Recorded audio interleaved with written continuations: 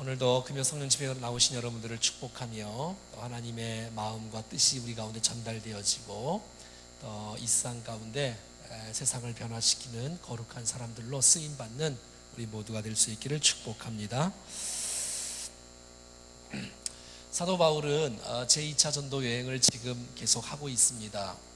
주님을 만난 이후에 그의 인생은 정말 복음을 위해서 인생을 살고 또 복음 전파를 위해서 인생을 걸었던 사도 바울의 모습을 보게 됩니다.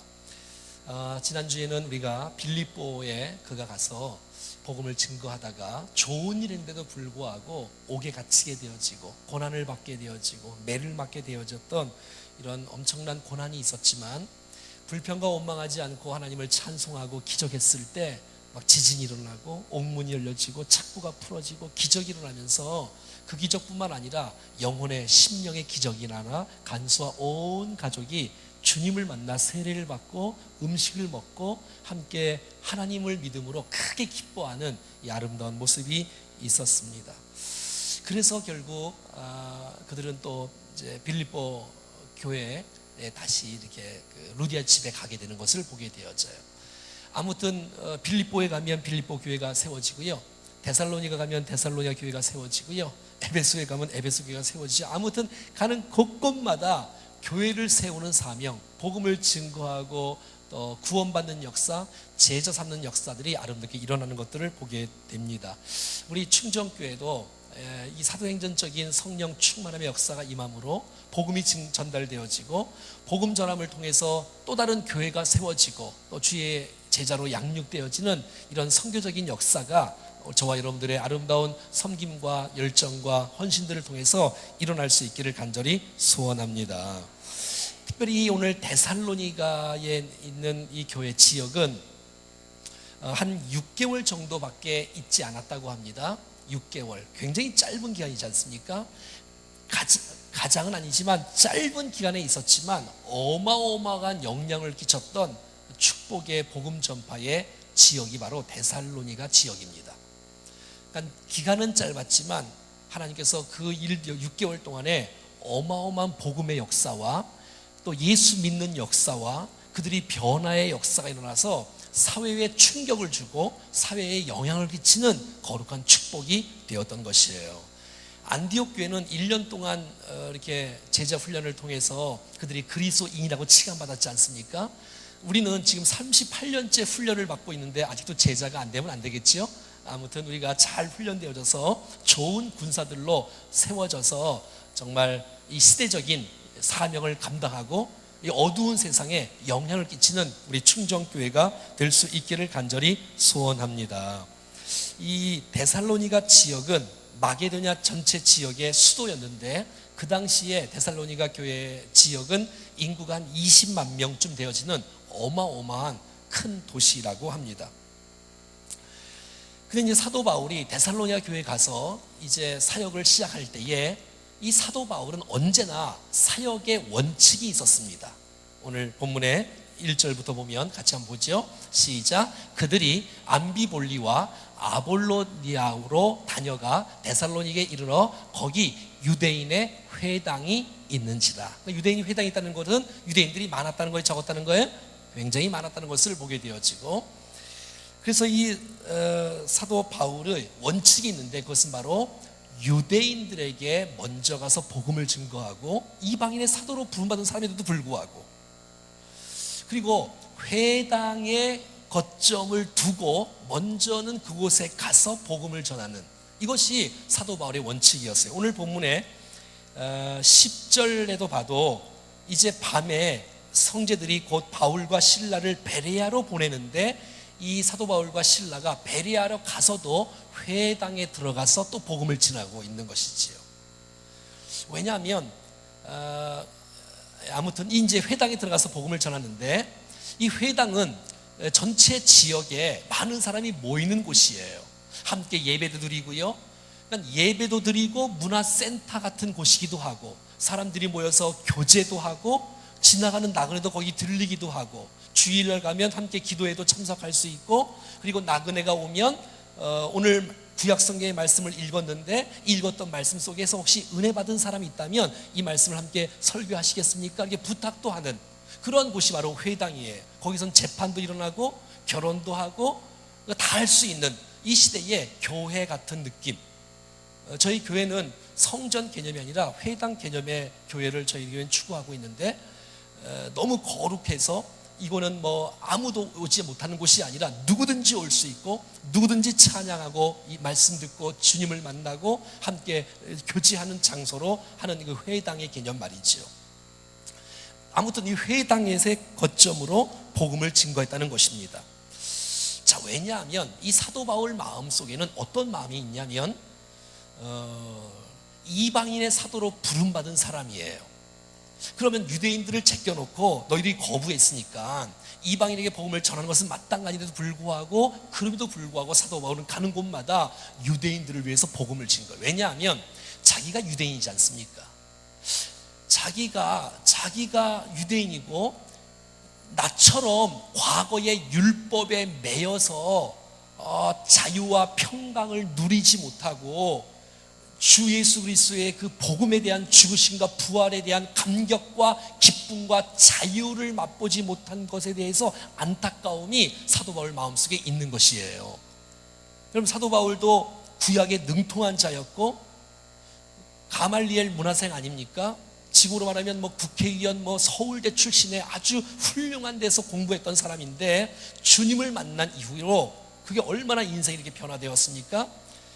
자, 우리 그 로마서 10장 1절 말씀에 보면 이제 화면에 나올 것 같은데 로마서 10장 1절 한번 읽어봐요. 시작. 형제들아, 내 마음에 원하는 바와 하나님께 구하는 바는 이스라엘을 위함이니 곧 그들로 구원을 받게 함이라. 이 로마서 9장 1절부터 3절까지나 로마서 10장 1절부터 3절까지 말씀해 보면 사도 바울이 굉장히 아파요.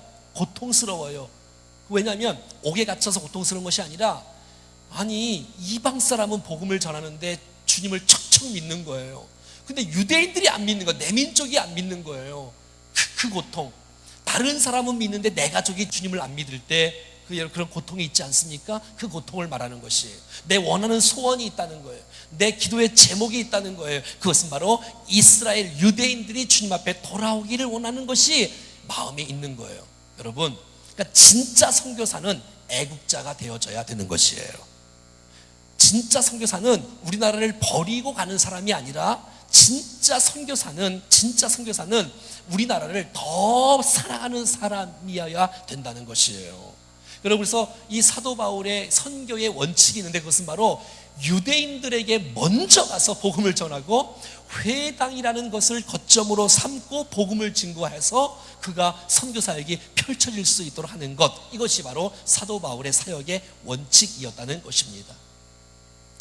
사랑하는 여러분, 요즘 벌써 한 2달 전부터 이제 라합 이야기부터 계속 나오고 계속 나오면서 또 간수 얘기 나오고 라합 얘기 나오고 이번 주에도 또 설교가 그 내용인데 계속 가족 구원에 대해서 계속 나오고 있지 않습니까? 메시지가. 우리 충정교회 모든 식구들이 여러분들을 통해서 가족이 구원받는 역사가 일어나기를 축복합니다. 그래야지죠. 또 한 가지라고 말하면 이상하지만 사도 바울의 선교적인 그 사역의 원칙이 뭐냐면 하나님께서 시키는 일이냐면 책임 있게 목숨을 걸고 충성스럽게 감당하는 것입니다. 어려운 일이 있어도 주님이 시킨 일은 그 일을 감당하는 거예요. 힘든 일이 있어도 기쁨으로 그 일을 또 감당하는 것이에요. 이렇게 말이죠. 맡겨진 일이라면, 하나님께서 맡기신 그 일이라면 목숨을 걸고라도 고난이 와도 어려움이 와도 완수하고 책임질 줄 아는 사도 바울의 사역, 이것이 바로 그의 아름다운 사역의 모습이었던 것을 우리는 알게 된다는 것입니다. 사랑하는 여러분, 하나님께서 오늘 우리에게 예수를 믿게 하시고 은혜를 베푸시고 사랑에 감격해서 직분을 주시고 사역하게 해주셨습니다. 여러분이 맡겨진 그 놀라운 사역의 위치에서 주님이 하지 말라고 하기 전까지는 정말 최선을 다해서 충성스럽게 주의 일들을 감당하는 우리가 되기를 축복합니다. 할렐루야. 저 언제까지 하라고요? 주님이 너 그만해라 라고 말하기 전까지는 최선을 다해서 사도 바울처럼 충성스럽게 감당할 때에, 고난이 와도 그 사역을 감당할 때에 하나님께서 아시고 복음의 역사가 확장되는 놀라운 축복이 있을 줄로 믿습니다. 자, 그런데 이제 데살로니가의 지역에 가서 회당에서 복음을 전하는데, 오늘 2절 말씀해 보니까 같이 읽어볼까요? 시작. 바울이 자기의 관례대로 그들에게 들어가서 새 안식일의 성경을 가지고 강론하며, 3절도 같이 볼까요? 시작. 뜻을 풀어 그리스도가 해를 받고 죽은 자 가운데서 다시 살아나야 할 것을 증언하고 이르되 내가 너희에게 전하는 이 예수가 곧 그리스도라 하니. 자, 새 안식일이면 몇 주를 말하지요? 3주. 몇 주? 새 안식일 3주를 말하지요. 한 21일 동안 그곳에 가서 함께 이렇게 말씀을 전하고 하는 사역들이 보게 되어져요. 자, 이거 하기 전에 이 데살로니가 지역에는 제가 그랬잖아요, 짧은 기간에 폭발적인 역사가 있었다고. 어느 정도로 폭발성이 있었냐면, 데살로니가 전서 1장 7절 8절을 먼저 한번 보겠습니다. 그러면 어느 정도의 데살로니가 지역의 짧은 지역에 폭발적인 역사가 있었냐면, 시작. 그러므로 너희가 마게도냐와 아가에 있는 모든 믿는 자의 본이 되었다. 마게도냐의 전 지역에, 지금 마게도냐 전 지역을 우리가 지금 살펴보고 있는데, 그 지역의 모든 믿는 자에게 데살로니가 성도들이 본이 되었다라고 말하는 거예요. 굉장한 짧은 기간 동안에 어마어마한 역사가 일어난 거예요. 8절입니다. 시작. 주의 말씀이 너희에게로부터 마게도냐와 아가에게만 들릴 뿐 아니라 하나님을 향하는 너희의 믿음의 소문이 각처에 퍼졌으므로 우리는 아무 말도 할 것이 없노라.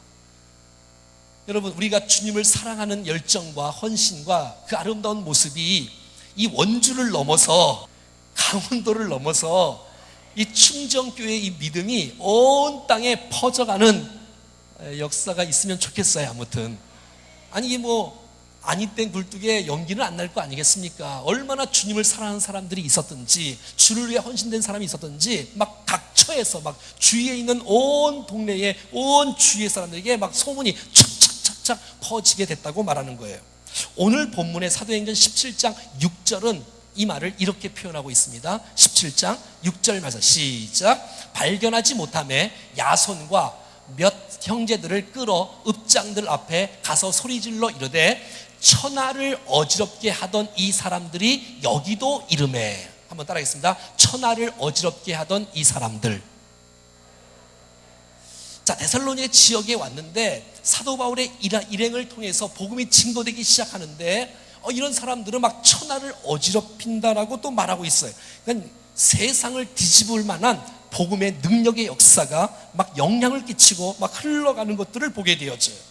자, 어떻게 이것이 가능했겠는가? 어떻게 여러분 소문이 퍼지게 되어지고 세상을 정말 영향을 끼치고 또 이렇게 영향을 끼칠 뿐만 아니라 천하를 어지럽게 하는 사람들이 막 세워지는 일들이 일어날 수 있겠는가? 그것은 오늘 본문의 2절과 3절을 다시 한번 보면서 정말 우리 교회가 붙잡고 추구해야 될 메시지가 2절과 3절에 나오고 있습니다. 시작. 바울이 자기의 관례대로 그들에게로 들어가서 새 안식일에 성경을 가지고 강론하며.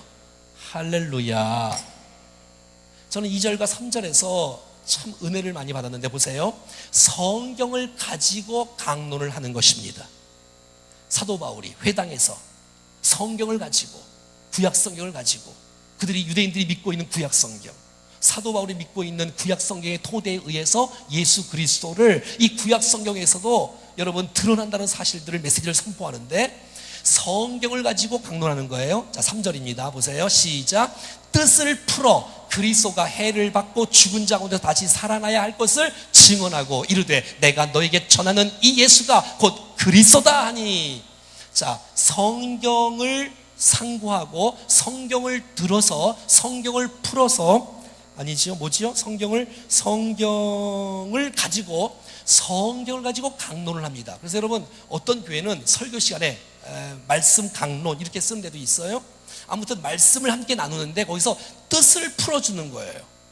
이것을 다른 말로 말한다면 강의 설교라고 말할 수 있어요.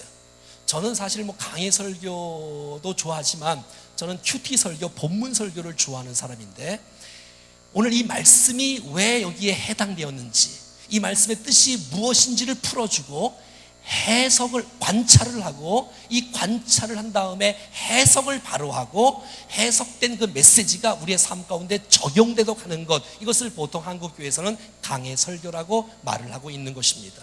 본문을 읽고 엉뚱한 데서 하나님의 말씀을 찾고 좋은 말 하는 설교가 아니고, 본문을 읽었으면 본문 안에서 똑바른 해석이 나오고, 그 해석을 한 걸 갖고 똑바로 우리 인생 가운데 적용을 했을 때에 하나님의 말씀을 통해서 세상은, 사람은, 성도는 변화되는 역사가 있다는 것입니다.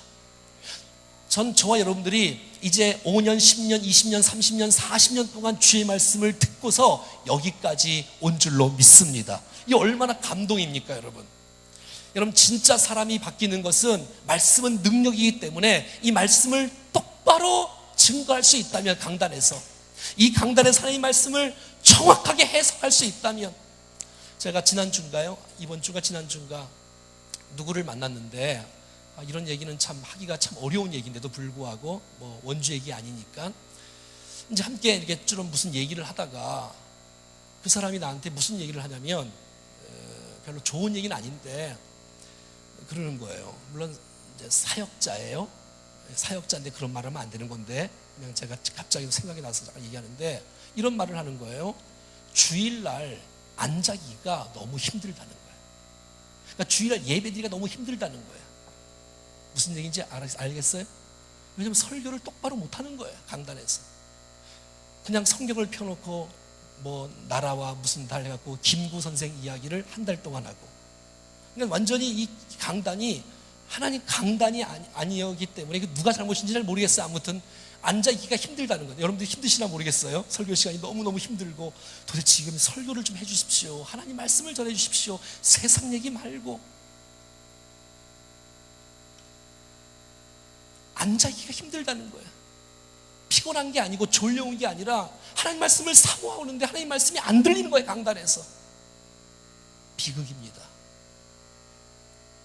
저는 젊은이들 있잖아, 청소년들, 또 젊은이들, 또 대학생들, 여러분, 이런 애들이 문화를 좋아하고 댄스를 좋아하고 세상 것 좋아할지 아십니까? 그렇지 않습니다, 여러분. 이 시대의 젊은이들과 학생들은, 여기 청소년들 왔네, 진짜 듣고 싶은 것은 복음을 듣고 싶어 하는 것입니다. 정말 나를 변화시킬 강력한 복음, 진짜 하나님의 말씀 속에서 도대체 뭐라고 말씀하시는지 그 메시지를 분명히 듣고 하나님의 음성을 말씀을 통해 듣기를 원하는 거예요. 사랑하는 여러분, 난 여러분들이 다른 데서 신비적인 이상한 방법으로 주의 말씀을 듣지 말고 하나님 말씀 안에서 하나님의 말씀을 들을 수 있기를 바랍니다. 그러셔야 돼. 옆에 좀 인사 좀 해주세요. 하나님, 성경에서 하나님의 말씀을 들으세요. 시작. 성경에서 하나님 말씀을 들으셔야 돼. 그래서 목사는 이 말씀하고 씨름을 해야 돼. 매일마다 씨름을 해야 돼. 또 보고 또 보고 또 보고 또 보고. 전 사실 여호수아 3장을 공부할까 했었는데 그 뒷부분에 또 중요한 메시지가 있어서 15절부터 22절까지인가 24절까지네요. 그것을 계속 주일 저녁부터 보고 있어요. 똑같은 본문을 매일마다 봐, 매일마다. 주일 설교는 그렇게 해요. 뭐 이런 그냥 보통 설교야 하루 전날 이튿날 하지만, 주일 설교는 하루 종일, 일주일 내내 그 말씀을 보면 얼마나 보석 같은 은혜가 막 쏟아지는데, 그것을 30분 동안 정리하기는 너무너무 어려워.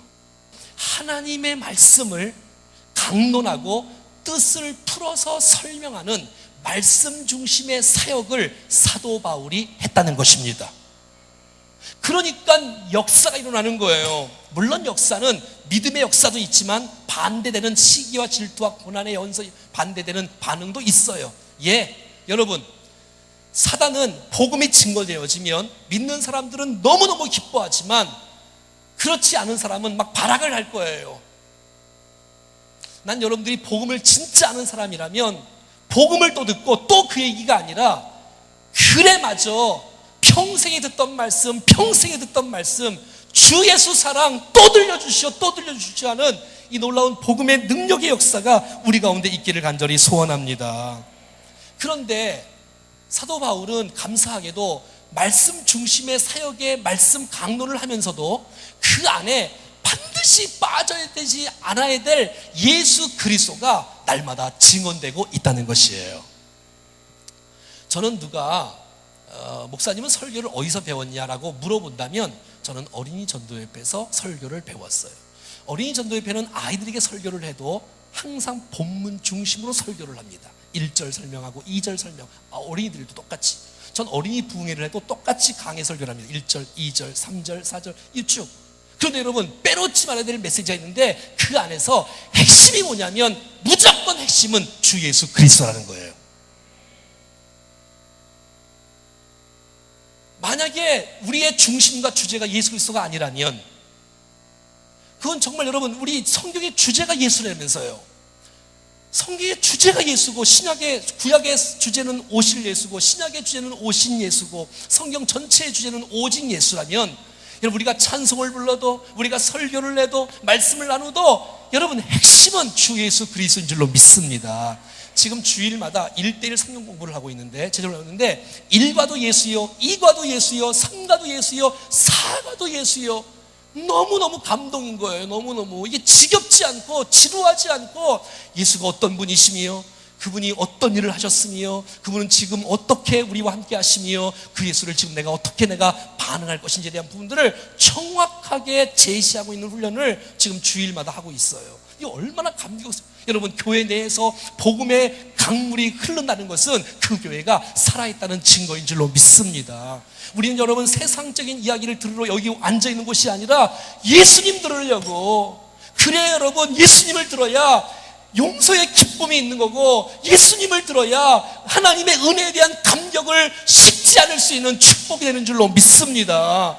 예수의 죽으심 때문에 내가 얼마나 죄인인지를 다시 한번 깨닫게 되어지고 예수 그리스도를 내가 믿음으로 말미암아 내 죄가 사함받았던 놀라운 감동과 기쁨이 있게 되어지고 주님이 부활하셨다면 나의 죽음도 부활되어지고 나도 이제는 소망을 갖고 희망을 갖고 인생을 살 수 있다는 그런 확신을 가질 수 있는 놀라운 축복의 계기가 예수 그리스도의 죽으심과 부활을 통해서 얻을 수 있는 놀라운 영광이고 축복이라는 것입니다. 사랑하는 여러분, 주님이 진짜야. 주님이 진짜. 사도 바울이 증거했던 핵심이 바로 예수 그리스도 아니겠어요? 난 이 강단에서 시대가 바뀌어도 오고 오는 세대 속에 아무리 시대가 아무리 변화된다 할지라도 여러분 성경의 핵심인 하나님 말씀 중심이요 오직 예수 그리스도가 이 말씀을 통해서 흘러가는 그러한 교회가 되기를 간절히 소원합니다.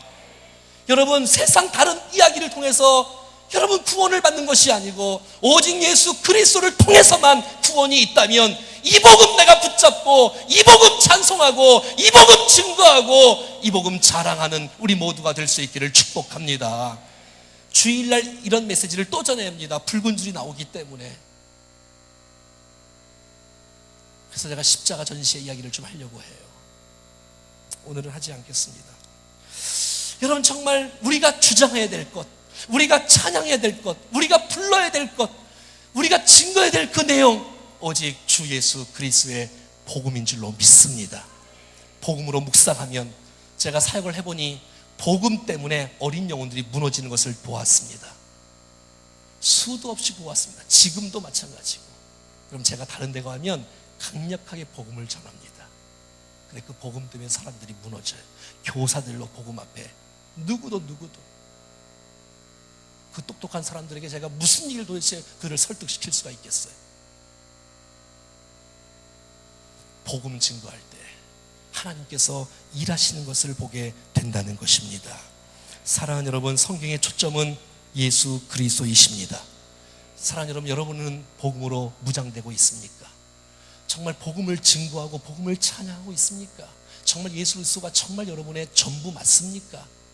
이 사실을 늘 점검하며 그 놀라운 주님과 함께 24시간 동행한다는 것은 우리 인생의 최고의 소원이며 기도의 제목이며 이것은 우리의 생애의 보람이고 감격인 줄로 믿습니다.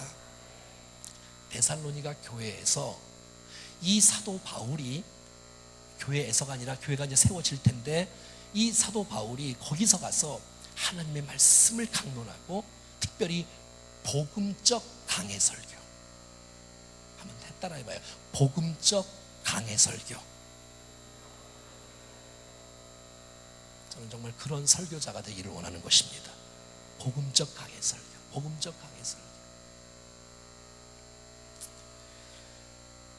또 한 가지 이 데살로니가 교회에 큰 영향을 끼쳤던 것이 하나 있는데 오늘 본문에는 나타나 있지 않습니다. 데살로니가의 전서에 보면 나타나 있는데 그 말씀을 한번 좀 같이 보기를 원합니다. 데살로니가서 2장 8절 말씀이네요. 다 같이 시작. 우리가 이같이 너희를 사모하여 하나님의 복음뿐 아니라 우리의 목숨까지도 너희에게 주기를 기뻐함은 너희가 우리의 사랑하는 자 됨이라. 데살로니가 교회 사람들은 이 사도 바울이 그렇게 강조했던 메시지가 하나 있는데 그것은 복음이었고요. 또 하나 강조하는 메시지가 있는데 그것은 바로 사랑이었습니다. 사랑이었습니다. 복음 빠진 사랑은 생명이 없습니다. 근데 여러분, 사랑 빠진 복음은 사람에게 설득력을 못 줍니다. 사랑 없는 복음은 진정성이 없습니다. 우리가 전도의 열매가 없는 이유는 사랑 없는 복음을 전하기 때문에. 우리가 정말 복음을 전하면 다가 아니라 그렇게 잘난 척하면서 복음을 전하고 이렇게 막 뽐내고 안 믿으면 할 수 없고 믿으면 좋고 이런 마음을 가지면 복음이 복음답게 그 영혼에게 들어가지 않습니다. 그럼 어떻게 되느냐? 사랑으로 다가가고 사랑으로 복음을 전할 때 역사가 일어나는 것입니다. 근데 여러분, 복음을 때문에 목숨을 걸었던 사도 바울과 그의 일행들 뿐만 아니라 이 사도 바울이 데살로니가에게 부탁하고 그를 정말 세상에 본이 되어지고 감동을 주고 은혜를 끼쳤던 비결 중에 하나는 뭐냐면 데살로니가 사람들은 사랑에 목숨을 건 사람이었어요. 사랑에. 그랬더니 그 놀라운 영향력들이 퍼져가는 놀라운 축복이 있다는 것이에요. 복음을 진짜 받은 사람은 복음을 사랑으로 전할 수 있는 근거가 되는 것이에요.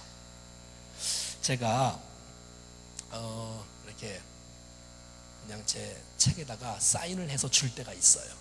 또 누구한테 문자를 보낼 때도 있고. 자, 그럴 때는 제가 항상 뭐 거의 비슷한 종류의 사람들에게는 똑같이 써요. 제 말로도 행복한 기쁨의 교회, 안산 농산교회에서 나온 교회, 그 장소의 교회가 그 교회도 주고 이제 크게 주고 김인종 목사님 이제 크게 목회하지 않습니까?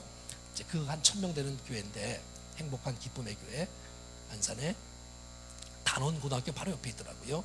그래서 제가 지나서 일부러 기도하고 왔는데 그래서 제가 집회를 했잖아요. 2시간 동안 집에서 너무너무 행복한 시간을 보내서 2년 전에 벌써 제 책을 다 이렇게 스터디를 다 했더라고요.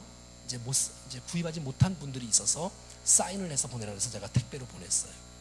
저는 사인을 다 했죠. 저는 항상 사인을 할 때 이렇게 씁니다. 복음과 사랑으로 교회와 다음 세대를 세우는 위대한 리더입니다. 자, 여기 항상 그렇게 써요. 저는 다음 세대를 살릴 수 있는 방법, 정말 이 교회를 살릴 수 있는 방법, 제 짧은 시간 25년 사역에 한마디로 말한다면 그것은 바로 복음과 사랑으로 승부할 때 교회가 된다는 것입니다. 여러분, 어린이들도 게임으로 살리는 거 아닙니다. 여러분 아이들이 뭐 간식으로 이렇게 살리는 거 아닙니다.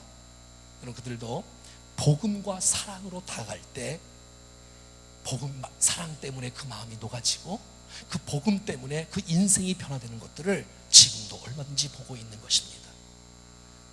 어김없이 우리 충정교회에서도 정말 복음이 복음되게 선포되어지고 진정으로 주님처럼 성도를 정말로 아끼는 마음으로 사랑하는 마음만 있다면 난 우리 교회에 이 데살로니가 교회에게 있었던 폭발력이 있는 아름다운 성숙과 성장과 변화와 영향력들이 흘러갈 줄로 믿습니다. 우리가 서로 사랑할 수 있다면 말이죠. 옆에 한번 인사 한번 해요. 주의 이름으로 사랑합니다.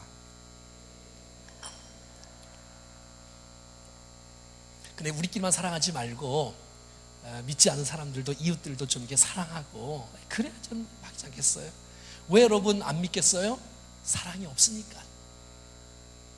사랑이 식었으니까. 말로만 사랑하니까. 에? 말로만 사랑하니까. 근데 말이 아니라 진짜 사랑한다면 여러분, 사람이 왜 변화되지 않겠어요? 사랑 앞에 변화되지 않는 사람이 왜 없어? 사랑 앞에 변화되지 않는 사람이 어디 있겠어요? 말이 맞나요? 하여튼 사랑으로 변화된다는 얘기입니다.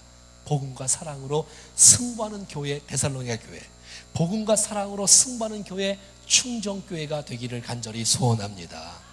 그럼 여러분, 교회 살 수 있습니다. 누가 뭐라 해도 안 된다, 안 된다고 하는 사람은 안 됩니다. 여러분, 하나님이 살아계시고 우리에겐 복음이 있고 성령님이 계시고 주님 닮은 결단으로 정말 사랑할 수 있는 마음으로 주님 앞에 나갈 수만 있다면 우리를 통해서 여러분의 인생도 달라질 것이고 우리의 교회와 목장도 달라지고 회복되는 역사가 일어날 줄로 믿습니다. 그래서 여러분, 4절 말씀에 오면 이 놀라운 메시지 때문에 그 중에 어떤 사람, 그 경건한 헬라인의 큰 무리와 적지 않은 귀부인들도 권함을 받고 바울과 실라를 따르고 믿는 역사가 일어나는 것이에요. 여러분, 이 4절의 역사가 충정교회를 통해서 일어날 수 있기를 축복합니다. 여러분, 헬라인은 여러분 이방인들입니다.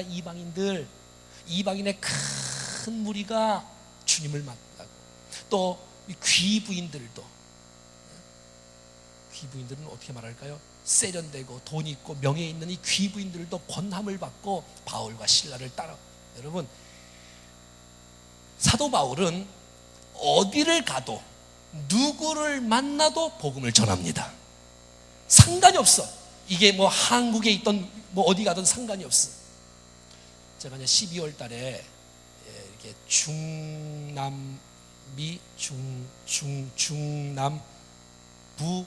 아프리카 선교사 대회에 MK 강사로 갑니다. 12월 달에. 그래서 이제 남아공에서 하는데, 제가 이제 청소년들을 담당하기로 했고 제 안에는 어린이들을 하기로 했어요. 청소년들이 한 40명 정도 되는데 또 아이들이 한 40명 정도 되고, 그러니까 선교사 대회 하는데 아이들을 맡아달라고 하는 거예요. 3박 4일 동안. 이제 시간표를 다 짜고, 이제 다 아직 안 보냈는데 시간표를 계속 짜고 해서 했어요.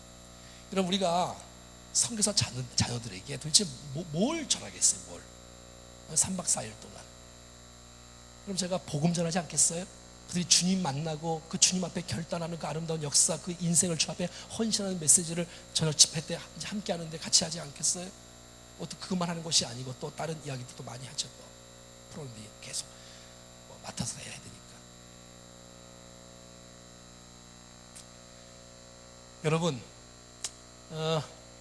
어디를 가든지 누구에게든지 복음은 전해야 돼야 될 줄로 믿습니다. 부끄러워하지 마십시오. 어디 가도 상관없어요.